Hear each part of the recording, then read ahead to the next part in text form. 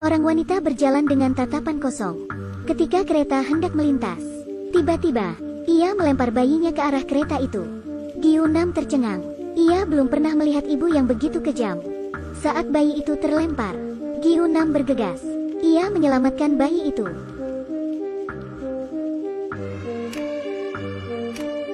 Setelah itu, Gyunam bangun. Ia terlihat baik-baik saja. Ia melihat bayi dalam gendongannya. Beruntungnya, bayi itu masih hidup. Bayi itu menangis kencang. Gyunam sangat senang. Tak lama kemudian, sang ibu bukannya berterima kasih karena bayinya diselamatkan, tetapi ia justru menamparkan Gyunam. Ini terlalu berlebihan. Ibu bayi ini tidak punya perasaan. Ia langsung menarik bayinya. Gyunam tidak mendapatkan apresiasi yang layak. Cederanya juga menjadi sangat serius. Darah di kepalanya perlahan mengalir turun, tapi tidak ada orang di sekitarnya yang membantu. Terdengar suara, "Mati saja." Tiba-tiba, pria berbaju hitam berjalan mendekati. Ia melihat Gyunam dengan tatapan tajam. Gyunam sepertinya ingin mengatakan sesuatu, namun karena kehilangan banyak darah, ia tak sadarkan diri. Pria ini menundukkan kepalanya di dada Gyunam. Lalu ia pergi. Pria berbaju hitam ini bernama Cho-in. Meskipun penampilannya tampak biasa, tetapi matanya sangat berbeda dari orang lain. Ia seperti monster. Ketika ia menatap orang lain, ia bisa mengendalikan perilaku orang tersebut. Ayahnya melakukan KDRT ketika ia masih kecil. Cho-in menatap ayahnya dan membuatnya bunuh diri. Saat itu,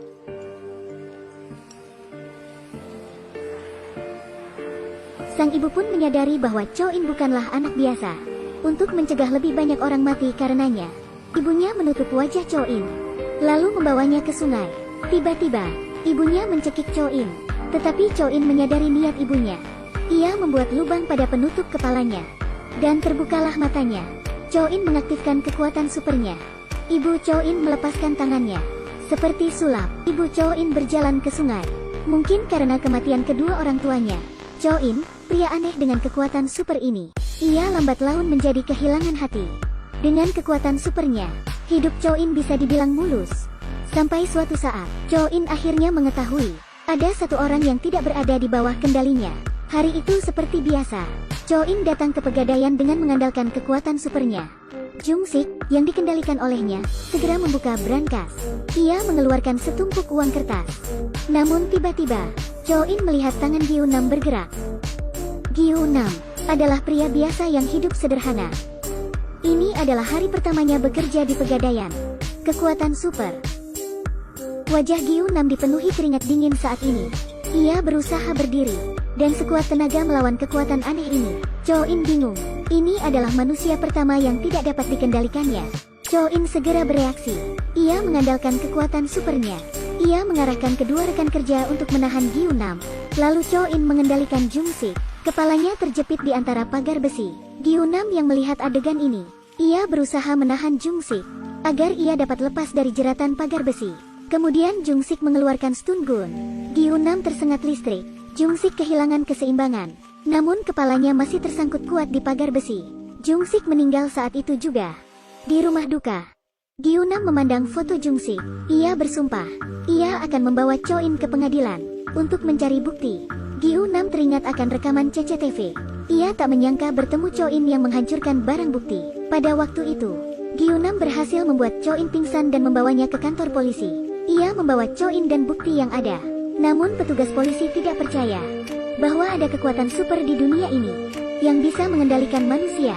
Polisi mengabaikan resiko dan membuka penutup kepala Cho-in. Hal ini menguntungkan untuk Cho-in, karena penutup itu menghalangi matanya. Akibat kekuatan super Cho-in, kecuali terhadap Gyunam, orang lain bisa dikendalikan. Tak terkecuali petugas polisi ini. Ia mengarahkan senjata dan terus menembak Gyunam. Kemudian Gyunam berhasil melumpuhkan polisi itu. Dalam usaha mengejar Cho-in, mereka pergi ke stasiun kereta bawah tanah. Tanpa diduga, semua orang di sini dikendalikan oleh Cho-in. Semua menghentikan Gyunam untuk maju. Entah dari mana kekuatan Gyunam berasal. Ia berhasil melepaskan diri. Cho-in mengendalikan seorang ibu yang menggendong bayi. Ibu itu menghadap ke arah kereta lalu melemparkan bayinya. Gyunam yang berempati langsung menangkap bayi itu. Seperti pada adegan awal, pada saat yang sama, karena penyerangan terhadap petugas polisi, Cho-in dan Gyunam masuk daftar pencarian. Dibandingkan Cho-in yang bisa mengendalikan orang, Gyu-nam hanya bisa menemui dua temannya. Mereka memulai usaha balas dendam. Gyu-nam tidak menyadari bahaya akan datang. Dalam proses pengejaran, Gyu-nam terkejut atas perbuatan Cho-in. Ketika ia bangun, Gyu-nam menemukan dirinya dan kedua temannya. Mereka telah tergantung. Hidup dan mati berada di antara pikiran Cho-in. Namun Cho-in mengabaikan mereka. Ia berbalik dan pergi. Ketiga orang itu berusaha menyelamatkan diri. Saat itu, dua teman Gyu-nam mencoba untuk saling membantu. Dengan sekuat tenaga, meskipun sangat sulit, mereka terus berusaha. Namun mereka kehilangan pegangan. Mata Gyu-nam tertutup rapat. Ia seolah menerima kematiannya. Tiba-tiba ia melihat Cutter. Ini adalah satu-satunya harapan untuk bertahan hidup. Ia berusaha sekuat tenaga. Ia mengayunkan tubuhnya berulang kali. Dan akhirnya ia berhasil meraih Cutter itu. Gyu-nam yang berhasil selamat, langsung mendatangi temannya. Ia berusaha menyadarkan mereka. Namun tidak ada tanda kehidupan. Orang-orang di sekitarnya terbunuh satu persatu. Semua karena Cho-in. Hasrat balas dendam semakin kuat. Gyu-nam berlari untuk mengejar Cho-in. Cho-in telah membawa Yong-suk. Kendaraannya telah berangkat. Gyu-nam pun segera mengikutinya.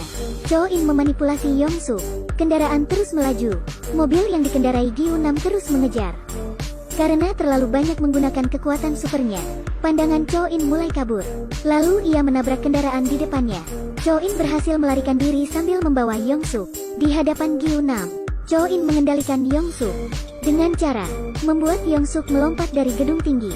Gyu-nam juga menyusul. Setelah itu, Gyu-nam mendekati Cho-in, lalu mendorongnya, sehingga mereka melompat dari gedung bersama. Pada saat terakhir, Cho-in tergugah hati nuraninya. Ia mencegah Yong-suk melompat dengan sisa kekuatannya. Kemudian ia jatuh dari gedung tinggi, lalu berbaring di genangan darah. Gyu-nam berhasil selamat, tetapi karena cedera serius, ia hanya bisa duduk di kursi roda. Saat itu ia sedang menunggu kereta. Seorang anak secara tak sengaja jatuh ke rel kereta. Kereta terus melaju. Tak ada yang berani melangkah maju. Hanya terdengar teriakan Gyu-nam di kursi roda. Kereta itu telah melintas. Namun tidak terjadi tragedi. Gyu-nam telah menyelamatkan anak itu. Cerita berakhir. Setelah menonton film ini mengingatkan saya pada kutipan terkenal dari film Spider-Man. Semakin besar kekuatannya, semakin besar tanggung jawabnya. Semua orang terlepas dari apapun kemampuannya, harus menghadapi hidupnya sendiri. Tanggung jawabnya sebenarnya sama. Jika Anda memiliki kemampuan untuk membantu orang lain, maka Anda memiliki tanggung jawab untuk membantu orang lain. Ini adalah makna pertahanan diri. Ini bukan pilihan, tetapi tanggung jawab. Ulasan film ini telah usai. Teman-teman yang menyukainya, mohon like dan follow juga. Sampai jumpa.